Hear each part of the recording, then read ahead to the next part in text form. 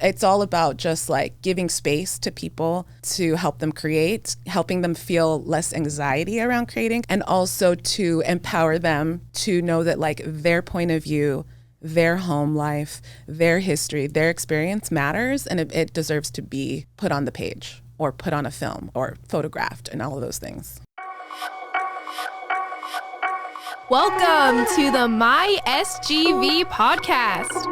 Our mission is to capture and share the stories of the people of the San Gabriel Valley.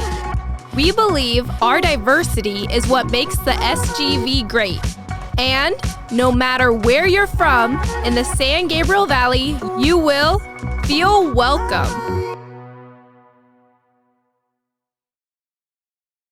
All right, SGVers, welcome back to another episode of the My SGV podcast. Thank you for tuning in and spending your time with us. We're excited to bring you a new guest from right here in the San Gabriel Valley.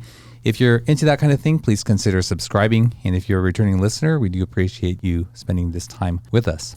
Well, Scott, this morning we had a conversation about the world in general and what turmoil and difficulty many people are facing around the world. But you also grew up in a different time from me, and you experienced different unrest in the world, right? Right. Yeah. And I think as I was growing up, but it's the same today and the same as it was always, I think there is a certain group of, I would label them intellectuals, writers, poets, activists, people involved in civic engagement, maybe going against the grain to a great extent, but creating longer term change than, thinking of short term. So I think, that's always been there from the beginning of time, as far as I can tell in my limited knowledge of history. Did you get a chance to participate in any of these when you were growing up, or did you view them from a distance? I can't say I participated as a strong activist, but I was influenced by these kind of people and, wanted to emulate them.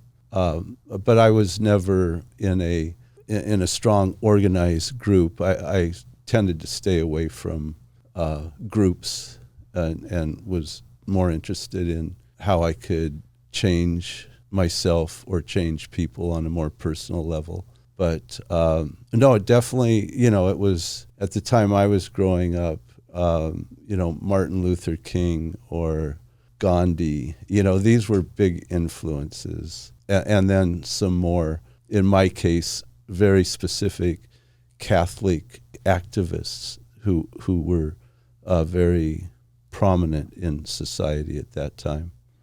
I see. You refer to it as civil engagement. Civil engagement, yes. Participation in society, in the group that we live in. And civil engagement, that is, not, let's see, how to explain it. I guess feeling that there is something that you want to do to make society better and sort of engaging the civil process for that. I see. Yeah, that's a great way to describe it. I have a theologian that I liked, and I always remember this saying that he had. He says, "You can write the laws of the land, and I'll write the music." And it's really powerful because I know what he's saying. He's saying that there's ways to touch and move people in society, and that the arts are a really powerful way of doing that. That's right. Yes, writing and yes, music is always a big part of it. Yeah. Well, the arts are definitely a part of our guest today. But before we introduce her, I remind you that we partnered with San Gabriel Valley Now, your source for city news, announcements, events, special savings, and everything SGV. Check them out on Instagram, sgv.now, and read their magazine on their website, sgvnow.com.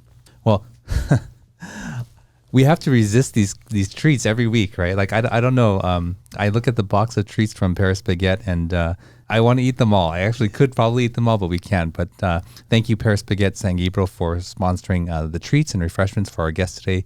And you'll get a chance to enjoy them later on. So to introduce our guest, she's a poet, organizer, educator. Her name is Xochitl-Julisa Bermejo. Xochi, welcome to the show. Thank you for having me. Yeah, thanks for, I guess you came to our podcast through one of our former guests, right? Yeah, Mike Songson. Who is also in your world of, what would you describe as writers, poets? Writers, poets, activists, organizers. We're kind of like, there's this LA crew of poets who kind of encompass all those things. I see. Okay. So the show is called the My SGV podcast. What is your connection to the San Gabriel Valley? I was born and raised in San Gabriel. I live, in 91776, and I went to school at the San Gabriel Mission Grammar School, and I went to LaSalle High School in Pasadena. So I currently live here now, and I love being a part of San Gabriel, really. I in the pandemic, I got a bike. And because I was like, well, there's no traffic. Now's the chance to get a bike. And so I love biking around. And I'm just like, wow, especially nowadays, there's all these great things popping up in the city. So it's just like, feel like I don't even really have to go anywhere. I can just like get on my bike, go get some food, go get a beer, go to the park and relax and then come back home. So you grew up in the city of San Gabriel, went to a local elementary school, but LaSalle, for the listener who may not know, that's a distance from San Gabriel. That's in East Pasadena, like north of East Pasadena, above Sierra Madre, like right below, right at the foothills. Yeah, Right. Yeah. So did you make that commute every day with your family taking you there? Yeah, I have 3 older siblings, and they all went there first. It used to be an all-boys school, so they all went there. And then by the time it was time for me to go there, it was co-ed. So my dad used to have this old Volkswagen van, and he would like take my brothers first, and he would drive up Michelinda, go there. It's like a 15-20 minute drive, and he'd go there, come back, like honk for us, and we'd jump in the car, and then he'd drive us over to the mission. And that was like every morning. Wow. Yeah. That's can be grueling over many years. My poor father, yeah. Wow. So LaSalle is, I'm sorry. Oh, go ahead. LaSalle's a Catholic high school. Did you grow up in a Catholic family? Oh yeah, and like San Gabriel Mission, like I was baptized there. I had my confirmation there. I personally am not Catholic anymore, but my mother is a big part of that community till this day. And so it's been a huge part of my life, like going to the fiesta every year. They don't have it anymore, which is a real tragedy, I think.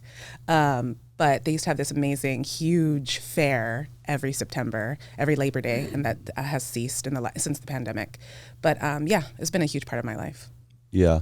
Well, it was of mine as well. And I have always looked at LaSalle. I grew up in Seattle, but LaSalle, I look at it, it looks like my high school. Every time I go past it, it just reminds me of my own high school. And I can only imagine that you probably had a very similar experience to what I had.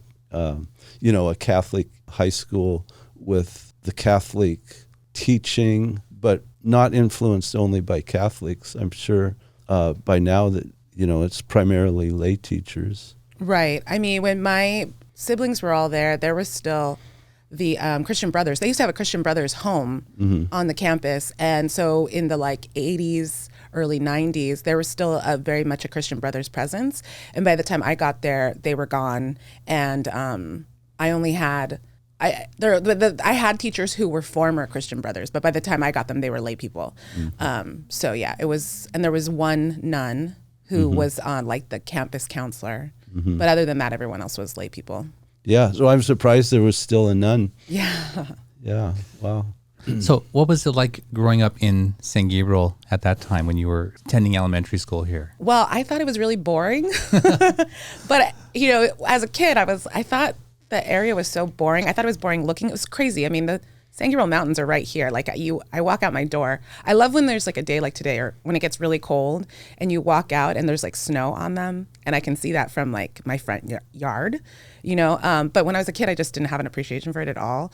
And I thought the area was really boring. And then after going to college in San Francisco and being away for a while, I started to appreciate it more. And then I would watch old episodes of The Wonder Years, which actually was filmed in the San Gabriel Valley. Big street scenes in The Wonder Years were filmed in Temple City along Las Tunas. So when I would watch old episodes, I'd be like, oh my God, I basically lived in The Wonder Years. We used to go, I used to have swim class at Smith Park Pool. We used to go swimming there. I used to go roller skating. There used to be Mission, the Mission roller skate, or no, Fiesta. It was right here on San Gabriel. Yeah, Fiesta roller skate. And I used to go roller skating there. And there was all these great things. And I used to just all this really fun stuff that I just didn't appreciate at all when I was a kid. I used to do ballet folklorico at the like Civic Center in San Gabriel in the Mission District. It wasn't called the Mission District then, but yeah. So dance, swim, roller skating, like it was a good time. And then I used to have a bike when I was a kid. I had a bike, and there was all these cul-de-sacs. So I would just like ride my bike around all these cul-de-sacs, and yeah, it was fun. Mm-hmm. But still, the city has changed, hasn't it? Oh yeah. And probably you wouldn't call it boring now. No, I find it really, like I was saying, since getting my bike in the pandemic, I really enjoy just being here. I mean, you have Blossom Market Hall. It's got really great food. I like to go there for coffee. Then, like one day I was like, okay, I'm going to do this bike ride. And then I don't know if y'all know Ogopogo, but that's a brewery in San Gabriel. And I was like, okay, I'm going to do this bike ride. And Ogopogo closes by 7. So I have to start this bike ride by 5 so I can go get my beer before I go home. Like, yeah, it's really nice. Yeah. What are some of the things in your early years here in the San Gabriel Valley before you went to San Francisco that you look back and you think sort of put you on this trajectory to what you do today? I've never thought of it that way. Like what in San Gabriel and San Gabriel Valley helped me be a poet. I mean, it's just like the first time I wrote a poem, I think I was in the 2nd or 3rd grade, and it was I had a birthday, and a classmate gave me a notebook that had shooting stars on it. And I remember like looking at the notebook and kind of fingering the design of the shooting stars, and then writing the poem. And it was about shooting stars, and it was like stars at night. They're so bright. They're a light. And I figured I could rhyme, and it was really exciting. And like that poem, I'm pretty sure I wrote while at school at the San Gabriel Mission Elementary School. You know, like I think I haven't thought about it like this in a while, but I'm pretty sure I was like sitting on the steps in what they used to call the arcade, which was this little passageway between the like lower grades and the higher grades. And there were these red steps. And I feel like I was sitting on those steps when I wrote that poem. So, you know, if it hadn't been for my classmate at the San Gabriel Mission and me sitting there, I don't know that I would have written that poem, you know. And then at LaSalle, I took my first poetry class with a teacher my senior year of high school. And also, same thing, like classmates were really influenced. There used to be these group of girls who were like in all the honor classes, but they were also the ASB kids. Like, you know, the ASB kids are both smart and cool at the same time. And so there were these girls that were like in ASB, and they would walk around with their journals, and it was the 90s, so they had their docs, but they would paint flowers on their docs. And I was just like, I want to be like them. I want to be a poet. I want to be an artist like those girls. And like, so that was the start of it. Wow, docs and painted docs while you brought me back. Yeah. I owned a pair of 10-hole docs, I think. Yeah. Wow. I couldn't afford them. I had like these like, what was that shoe store, and there used to be one on Rosemead, Payless. I used to have like some Payless like plastic version of docs. Well, I don't think I could afford them either. It was a real luxury when I got them, and sadly they got stolen at a swim meet. Sad. Yeah, and I went on the bus, and the coach like would refuse to check everybody's bags. Anyway, that was a sad story. Yeah, but that was back in high school. So you had this desire to be like these ASB girls that you saw, and then what took you to San Francisco? I was like a B average student. In my family, my parents were like, you're going to go to college, you're going to go to college, you're going to go to college. But that was kind of all the guidance we got, because they're Mexican immigrants. They were the oldest of their families. They didn't have a lot of knowledge around like how to get there. And then also like what to do when you're there. So all I knew is I had to go to college, but I was a B average student. I always had like at least 1 C, a couple of A's, and a lot of B's. Like that was my report card. So I didn't really think that I was ever going to get into anywhere good. And so I only applied to 2 schools. I applied to Sonoma State, and I applied to San Francisco State. And my mom and I did a road trip to check them out. And Sonoma was just like, it's just like wine country, and it's country. Like, and it was like, oh my God, there's nothing here. And then we went to San Francisco, and I like immediately fell in love with the city. And there's like the M train goes right by the campus, and you can get on it and go straight to the city, to downtown. And I just like loved it. And so I went there. And then, you know, it's funny because I was listening to your guest, Cameron, and we were actually there at the same time. So it was really interesting to hear her talk about San Francisco State. And like, I'm like, oh my God, we were probably living in the dorms at the same time, but I didn't know her. And then I went, and like she talked about this too, and that the school was so diverse, and the school was so active and like engaged. And when I was in high school, I used to get teased a lot because I would like I was into like Chicano studies. I was into knowing about the Chicano history. I was into activism. I had all this passion, but there was nowhere to put it, and I didn't have anyone to talk about it with. So when I got to San Francisco, it was like everywhere, and I was just like, oh my God, this is so exciting. And I did my first protests, and I did all these like Chicano classes, and I was just like, oh my God, I have a place, where I belong. And yeah, that's how that felt. So I always have an ear to how a Latin or Chicano person refers to themselves or their culture. And some people will say Latin, and I'm very aware that you say Chicano. Can you elaborate on why you use that terminology? Well, it just depends on what I'm talking about. If I'm talking about myself, I call myself a Chicana. And Chicana is, there's LA has a really deep and important Chicano history, Chicana history, Chicanx. And I'm really proud of that, right? Like it stemmed in the 60s and 70s, and the walkouts that were huge. And so I'm really proud of that, and I'm proud to be Mexican American. But like Chicana is more than being Mexican American. It means that you're like civically engaged, and that you're an activist, and you're paying attention, and you're an artist. It's like all of those things. To me, when I say I'm Chicana, it's saying that I'm all of those things. I'm an educator, I'm an activist, I'm an organizer, I'm somebody who's engaged and turned on. When you hear that term used by someone else, does that automatically to you convey the same things, or do you need to sort of, get to know that person a little bit more? I don't know. I mean, that's what it means to me. And I think it can, on the surface level, just mean Mexican American. But I also know a lot of Mexican Americans don't call themselves Chicanos or Chicana or Chicanx. So I think for someone to say it, I think they're already kind of, even if they aren't completely aware, there's already an awareness there of what that means in a deeper level. So only a Mexican American would use that term, not like a Central American Latino from South America. Well, there's a lot of discussion. There's been a lot of discussion around this in like schools. Like, so the California state system was the first educational system to have like Chicano studies or any of those kinds of studies, right? Like Asian American studies. And when they began, it was all Chicano studies. But there's been a lot of debate that it's like, is that excluding people? And what about Central Americans? And what about Caribbean Americans? And so they've widened that now in a lot of these places to say Latinx. And that's what I was saying. It depends on who I'm talking about or what I'm talking about. If I'm talking about the wider community, I'm going to say Latinx. I also call myself a Latina. And I like to use the word Latinx because that includes like non-binary folks. But when I'm talking about myself, I say Chicana. So it's kind of hard because it's kind of hard sometimes to know. Because it's like, I'm proud of being a Chicana, but that doesn't mean I want to like inflict that on people. Like I want everyone to be able to like identify and be proud of their cultures and have a space for that. See. So can you go back to LaSalle? I think you said you were already interested and involved in this Chicana studies or the culture, but what was the demographic there at LaSalle? I don't imagine that there was a lot of students that looked like you. So my class was like 170 or something, and it was pretty segregated, right? The majority, of course, was like white students, and then there was like a small like there was a group of Asian students, and then there was a group of like Latin kids, and there was only like 2 Black students in our class, I think, and then my friends were this like. All the honor students. I always like admired them because I wasn't smart. Like I said, I was like a BC. There were some A's, but so there's a lot of honor students. But my group of friends was interesting because a lot of the people in the group were like multiracial.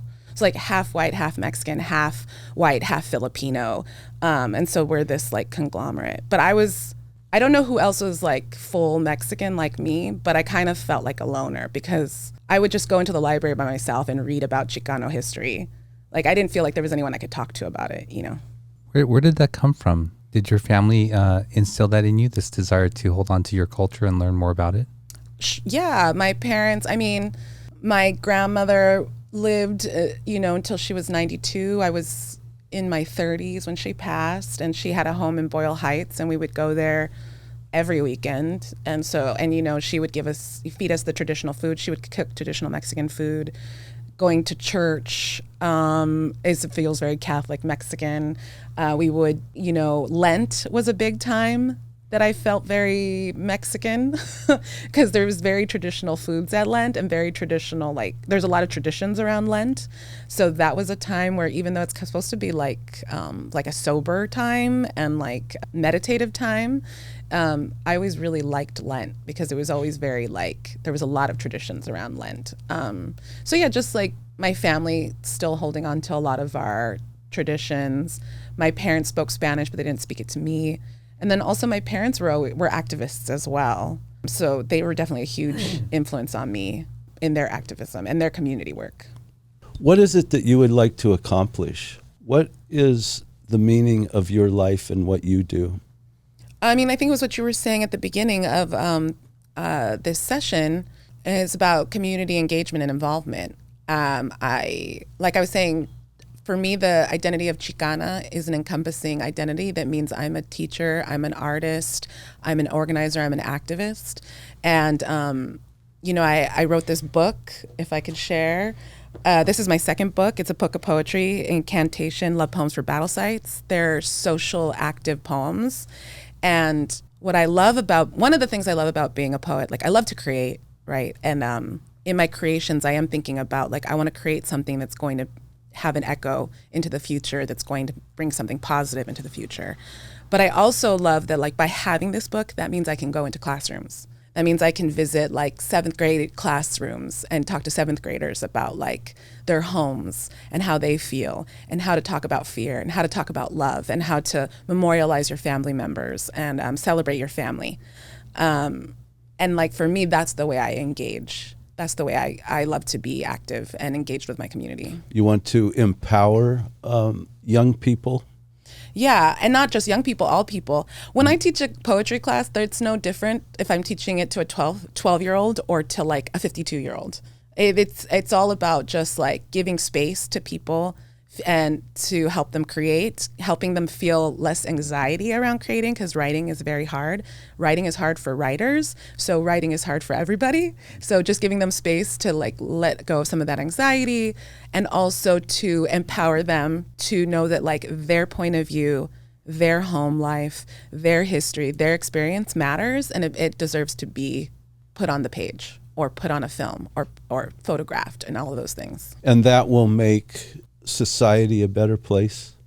That's my hope, yes. Because the more images we have of humanity in all its forms, I would hope that the better we'll treat each other. How do you feel about society today? As you look at it, what are your thoughts? It's a very sad place. The world we live in is a very sad place. We've had for me, since 2016, it's just been this ongoing hitting and hitting and hitting, and you think like, oh, it can't be that bad. This person, it can't be that bad. Oh no, they are that bad, right? And then it's like right now we're having another experience like that where we're seeing, close to 2,000 children in Gaza have been murdered in the last 2 weeks, and it's like, how is this happening? These are children, they deserve to be in school. They deserve to be rambunctious. They deserve to be annoying and playing and nagging and all the things, right? And so yeah, I'm very sad for the state of the world, and I keep creating, hoping that I can make a difference and help it somehow, but it's hard. How important are national boundaries? Borders? Borders, yeah. They're not. I mean, to me, they're not. I mean, that's part of the issue, right? As a Mexican American Chicana, I write a lot about our border. My first book is called Posada. I can't remember the name of my book, but my first book, Posada, Offerings of Witness and Refuge, a big section of that book was about some volunteering I did at the Arizona border with the group No More Deaths. And they're an activist group that goes along the border and puts out water and food and offers first aid and witness to people crossing into the border. And I did that volunteering in 2011 and then again, I think in like 2013 for a little bit. And so that's what I was writing about. And that book came out in 2016, and I had this hope that like if I showed people the horrors of this wall, maybe it would make a difference. And then, of course, then that was right when Trump got elected. And I was like, okay, it makes no difference, but I just have to keep writing, you know. But as you look at the world, you see problems throughout the world. And it's more person-based, or certainly it's not country that you're looking at, but it's the way people are living their lives. There's something wrong with it. Well, one thing I'm looking at is borders and walls and, you know, this need to section off things and say, this is mine and this is yours. I mean, even on like a civic level, on the city level, right? A lot of the racism and the violence that happens around racism happens because of city lines, home lines, property lines. You know, we're talking about like redlining. You know, that's kind of at the root of a lot of the violence we see. Now, you like San Gabriel. It's your home. It's a beautiful place. It's an exciting place for you now. Is there something optimistic about the way things are done in San Gabriel compared to the rest of the world? Well, San Gabriel, as much as I love it, there's a big thing in the center of this city that's a symbol of everything we're talking about right now, and that's the San Gabriel Mission. So that's a colonial site. That's a site of slavery and murder. And I don't think that the city, and I definitely know that the church has never really owned up to that, has never really wanted to talk about that. And so even like I had a book release party at Blossom Market Hall in San Gabriel on Sunday. And I was really excited because I really wanted to share the city with people, but I also wanted to acknowledge that and, you know, acknowledge that there is a violent history here. There's a bloody history here. And like, we need to remember that. And we also need to be supporting the Tongva people and, you know, looking out for who the Tongva people today, the artists, the painters, the writers, the civic leaders, and be supporting them. You grew up in a strong institution, which was the Catholic Church, which you seem to have rejected. And why is that? Is it because that it's an institution that didn't account? Well, it's patriarchal. It's a hierarchy. On top of that, you know, just as a kid in Catholic school, in my religion classes in high school, I was always arguing with my teachers. I had a teacher who was, you know, a fundamentalist and was one time talking about abortion. And I remember being like, no, you're lying. That's not what it's, you know, he was saying that it was legal to abort a baby at like 9 months or something. And I was like, that's not true. And then the next day he brought in pamphlets, but the pamphlets were propaganda. And I was like, this is propaganda, you know. And it was the same thing in confirmation class. I remember fighting with a priest about homosexuality and that, like, you know, well, you know, people are supposed to get married to have babies and homosexuals can't have babies. And I'm like, that's ridiculous, you know. So even though I was like in these institutions, like I was going through school and I got confirmed, I was always arguing with the instructors and the priests about these beliefs that were part of the church. So for me, especially like as a feminist and a woman and, you know, as a supporter of the queer community, I can't. And then also, and that's not even getting into like the pedophilia, like, so not that that's funny, but you know, it's just, that's another huge issue that I have with the church. Yeah. Sorry. I'm a fallen Catholic myself, and of course, yeah, I see all of that too, and it's remarkable that people in the church don't see it. But it's hard because my mother, like my family is very Catholic. My mother is still very much a part of the church. My sister-in-law is a principal at a Catholic high school, and I love them, and they're good people, and there's good things the church does. You know, when I went out to the desert and I went to the border and I was asking for donations, shoes, socks, different things, it was my mother's church that donated a carload of things for me to take, you know. So I see the good, but the institution itself and how it's created, and that's a hierarchy and it's patriarchy, I can't. I think that's the root of why it's like this, you know. Yeah, the fruit of the Catholic Church is definitely rotten. And I think a lot of people in America lump the term church with all Christians, or specifically, in their mind, that's what it means, is Catholicism. But there's a large number also who church is like the body of believers, not necessarily even an organization or a building, but a body of believers. But certainly the Catholic Church has, in my opinion, done a lot of harm, which in the Christian faith would be deemed to be bad fruit from a very bad, wicked tree, rather. Going back to the conversation with the mission, how do you see acknowledgement of wrongdoing eventually coming to heal a people or in any, wronged group, from acknowledgement, and then where do you go to, what's the path look like to healing and restoration? Well, what I try to practice is one, listening to what the people want. What do Tongva people want? What are they asking for?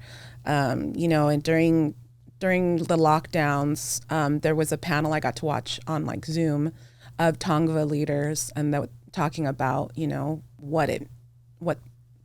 right? So I just try to like look out for things like that and listen to them, and also again support.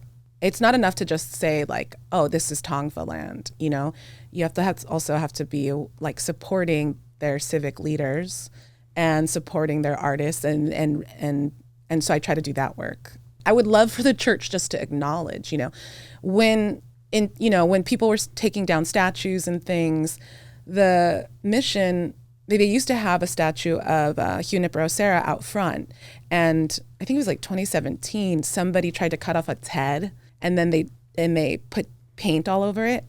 And I walked down there and I took pictures of it. And it wasn't until 2020 that they finally got rid of it. But it's not like they just quietly just took it down and like put it inside the grounds.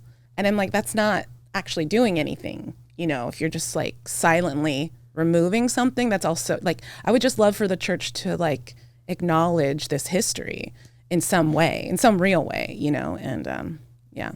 But I mean, I'm not, again, I am not Tongva, so it's like, I also want to just do what I can to support what they're saying. Yeah.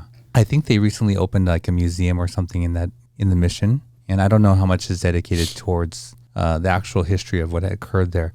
I remember speaking to a former guest that we had on, Terry Huerta, and she was saying that they I don't know who they are, but the people at the mission were dedicating a certain space to, I think it was a garden. It was called a garden for the Tongva.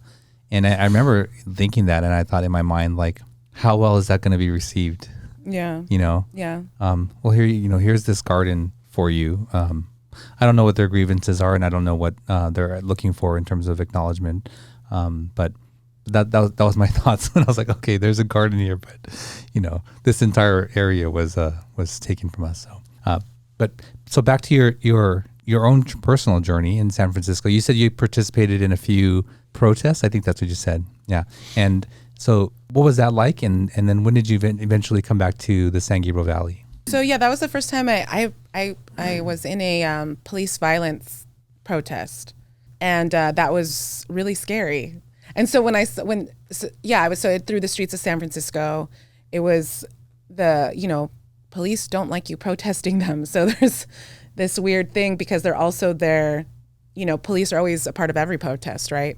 Any protest, any march, there's going to be police there because they're there to like keep the street open and all these things. But in like an anti-police violence protest, they don't, it's just a very different. And so I experienced that in like 99, right? And I remember being very frightened and kind of like, oh, this isn't what I thought it was going to be kind of thing. So then when the uprisings of 2020 happened, I was just like, I don't think a lot of people understand that, right? That like when you're protesting the police, it's such a different energy than like, say you're protesting Trump or you're protesting something on the ballot, right? Or you're marching for workers' rights. It's a totally different thing because the police have become your enemy, or you're in animosity with them. So it's just a really different energy, and it's very personal because you're one-on-one, and you're facing them. Exactly. Yeah. You're not facing Trump when you're marching Trump, but you're facing the police and looking them in the eye. And so that was my first march protest that I did in San Francisco, and it was just like really eye-opening. And what brought you back to the San Gabriel Valley? Well, I was only in San Francisco for like 3 years, and then I went to Long Beach, and it was just like kind of like a fluke. Like I was kind of like, you could go to any state school for a semester, and I was like, and my friend was like, let's go, and then she didn't go, and then I went, and then I just kind of like got lazy and forgot to turn in paperwork, so I just never made it back to San Francisco, which was really sad. I was always really sad about that for a long time. But then I was like, well, if I had gone, who knows what my life would be like now, if I had gone back. But so I was in Long Beach for a couple years, and I graduated from Cal State Long Beach. And then I lived in Eagle Rock for a while, and I lived in Hollywood for a while. And then when my first book came out in 2016, that's when I came back, because my family has 2 houses on their property.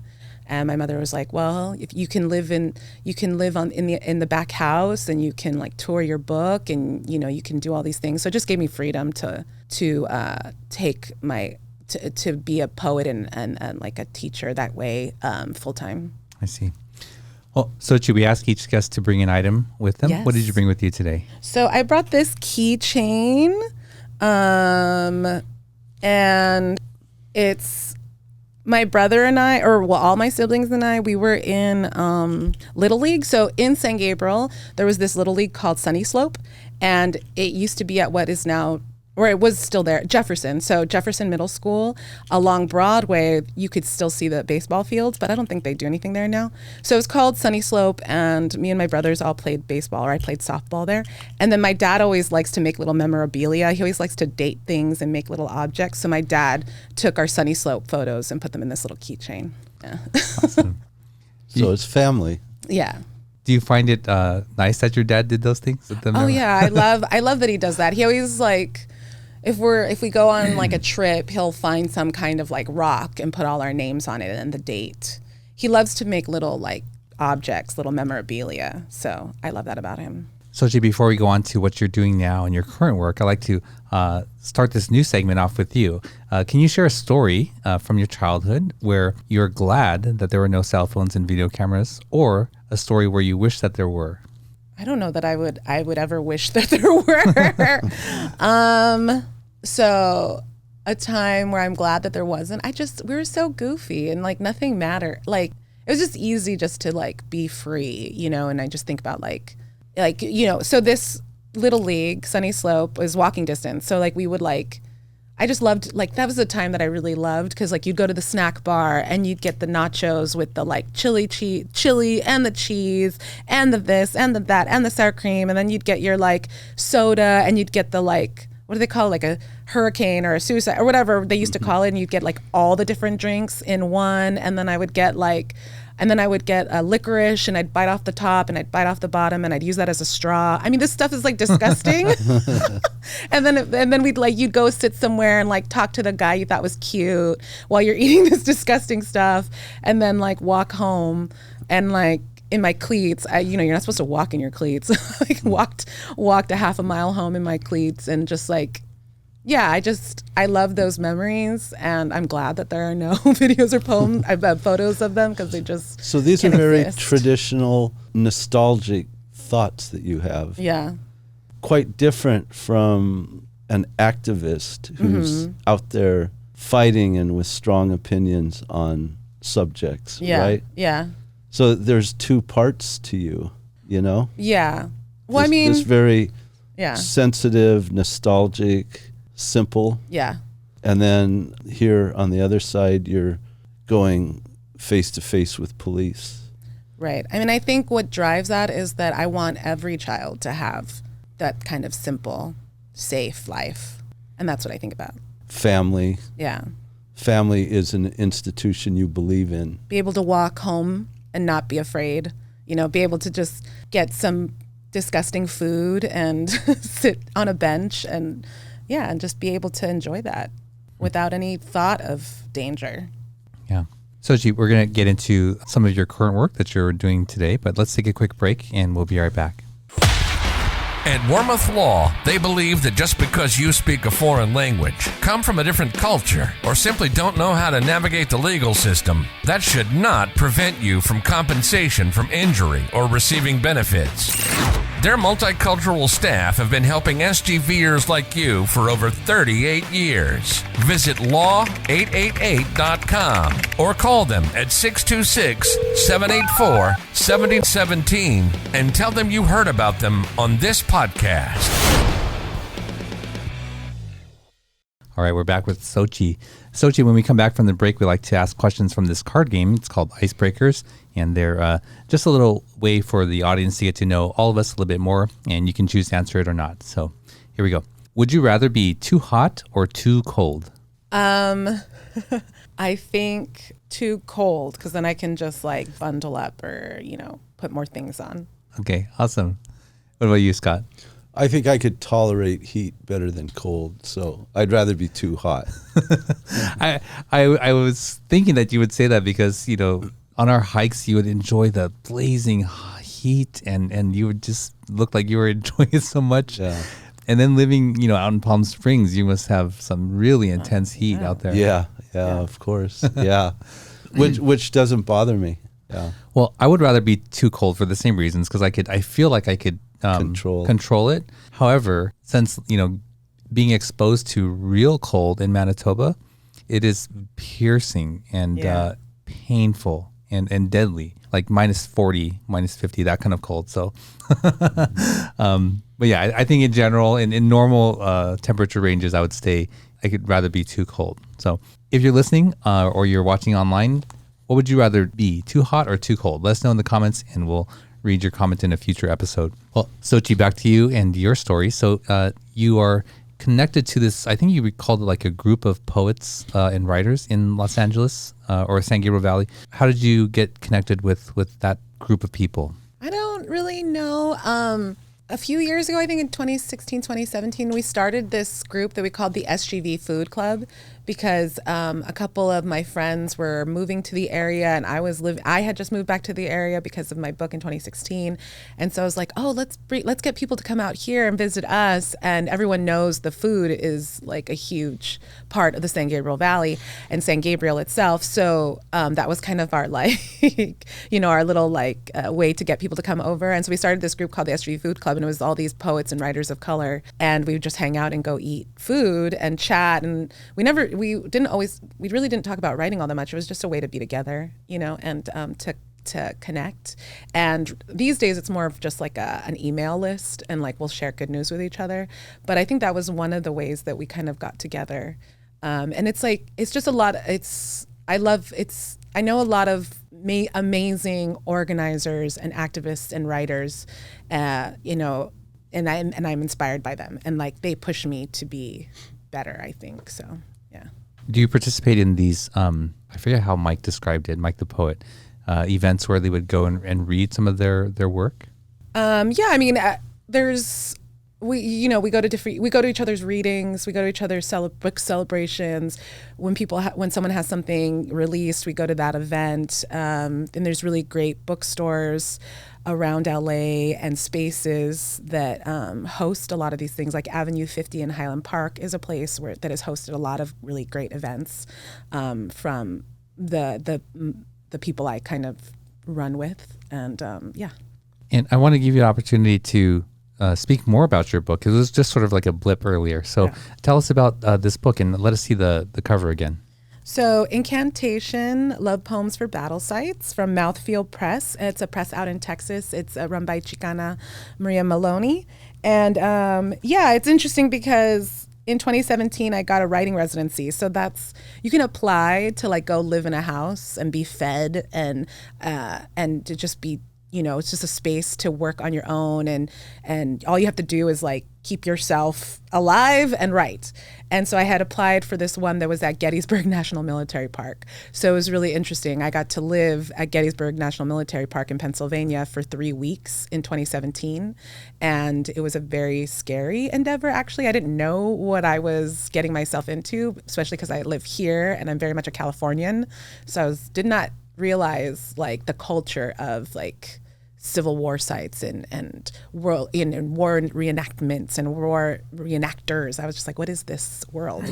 So a chunk of this book is about that, about being in that space in 2017 at the beginning of the Trump administration and being a brown woman on my own in that site and being like, what am I doing here? Yeah. Had you ever visited Gettysburg before then? One time, my friend and I did a road trip we went to Gettysburg and we went to DC, but it was the winter. And so the whole place was covered in snow, and we just went to the museum. So I had just seen the museum. And then all I really knew about Gettysburg before going there was the Gettysburg Address and like Lincoln's words. So when I applied, I was thinking about that and bringing a country together and, bringing a country together with your words. And that's kind of what I put in the application. And then when I got there, I was like, oh, this is a Civil War site with 1,100 plus monuments. And it wasn't at all what I thought it was going to be. Yeah. Was it, at the end of it all, was it a positive or a negative experience? I mean, it was positive because it got me to write about it, and it was a really unique experience, and I wrote a lot. And one of the most positive things was that it was a scary place. It's a battle site, right? Many hundreds of men died out there, and they keep it like it looked back then. So I was living in this farmhouse, 1860s farmhouse, in the middle of one of the battle sites. 2 men had died in the basement of that house, and I was really scared of ghosts. I was scared of a lot of things. One of the things was ghosts. And one of the things that was really transformative for me was that I was really scared. I would leave the lights on all the time. I would leave TVs on all the time because I was like, I don't want to think about anything. I don't want to hear a thing, and then I'm worried about what that is. So I would just leave sounds going all the time and lights all the time. And then it was really hard to exist like that, to be in constant fear. So one day I went out at dusk, and I went out to one of the fields, and I just started talking to the ghosts and asking them questions and having this conversation. And after that, like the next day or two, I just felt like a huge transformation, and like I was allowed to be there. Like we were in communication with each other, and I was given permission to be in that space, and it was a huge change. And I've never had something like that happen to me before, where I kind of faced my fear and had this beautiful thing happen. So Gettysburg, the battlefield, is known to be one of the more haunted locations in America, if not the world. And, over 60,000 people died there on this field where you can see the whole, area just from your eyes. I remember standing at the top of the hill looking down and just imagining the horror of that, like 60,000 people in one battle. This is one battle. And you could just feel the weight of all that there. It was quite powerful. I'll never forget that. Yeah, so imagine living there for 3 weeks, right in the middle of that. And like every morning I would just run out and just look at those fields and just be like so happy the sun rose and just be like, okay, like, yeah. Yeah, there was a palpable presence there. Like it just felt very dark and sad. That's what I got from there. Yeah, and it was quiet. I mean, there was like maybe a few people there at the time, and it was quiet. But yeah. Wow, what a place to to go and live for 3 weeks. Well, I don't know that I would have stayed more than a few nights. Really? Yeah, I don't want to mess around with that kind of stuff. So, well, Xochitl, we're going to go into the final segment of the show where we get to learn more about what you like in the San Gabriel Valley.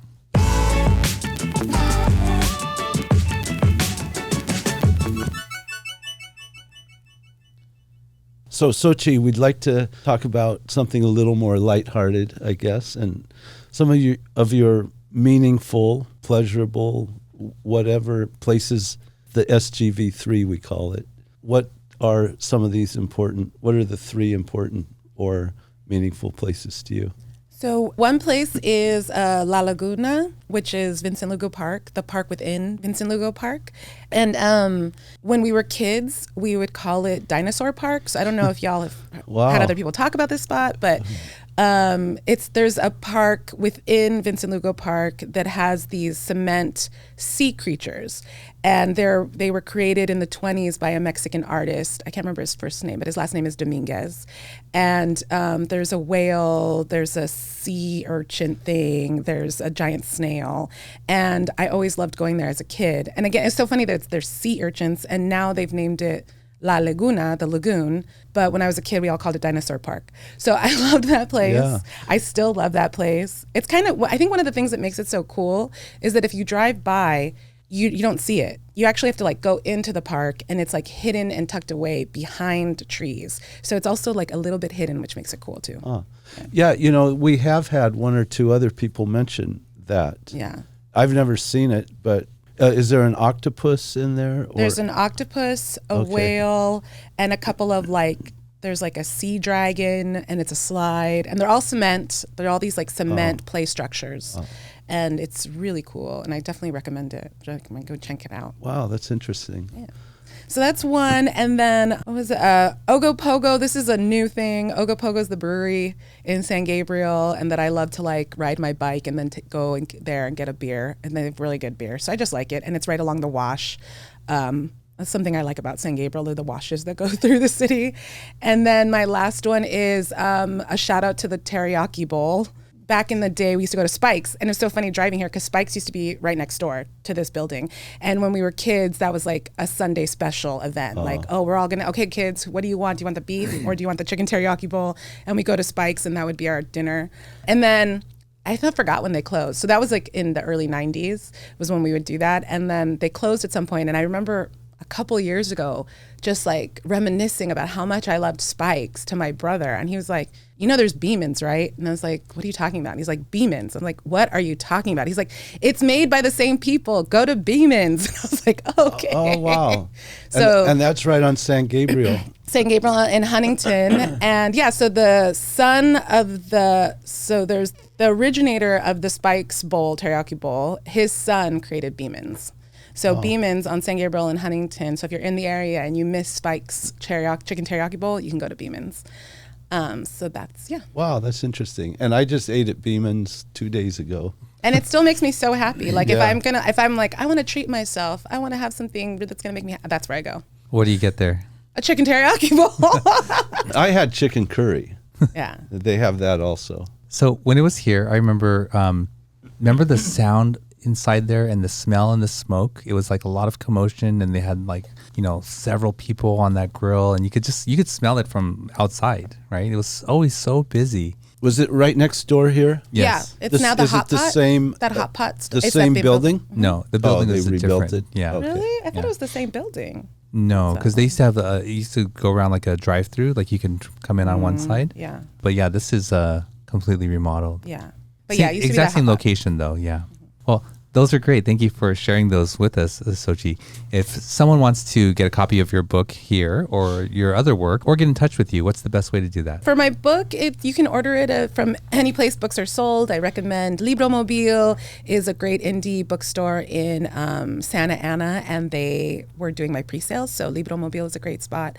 And then to get a hold of me on Instagram, all my handles are Xochitl-Julisa. So I have two first names. I think it's because my parents were both kind of strong-headed and they couldn't decide who got to pick. So I have two first names, Xochitl-Julisa, at Xochitl-Julisa. That's on all social media. That's how you can find me. Awesome. Well, Xochitl, thank you so much for coming on the show, sharing your journey in the San Gabriel Valley with us and our listeners. Yeah, thank you for having me. Well, there you go. Another episode in the books for you. I hope you enjoyed this episode and got to follow along with someone's journey, you know, again, starting here in the San Gabriel Valley, leaving and then coming back. That's been sort of a common theme here. And then getting to know Xochitl and her own personal journey, the things that shape the work that she does today. So definitely go check out her work and check out her Instagram. If you like this kind of content, please consider subscribing. Don't forget to like, share, and subscribe. You can check out our full back catalog of episodes on our website, mysgv.net. And until next week, we'll see you then. Thank you for joining us on the MySGV podcast. Check out more of our content on our website, mysgv.net. This show was produced by Russell Mono and edited by Victoria Allers of Kind Monster Productions. If you'd like to join us next week as we capture and share more stories from our diverse community, feel welcome. Nice mother. No, kind mother.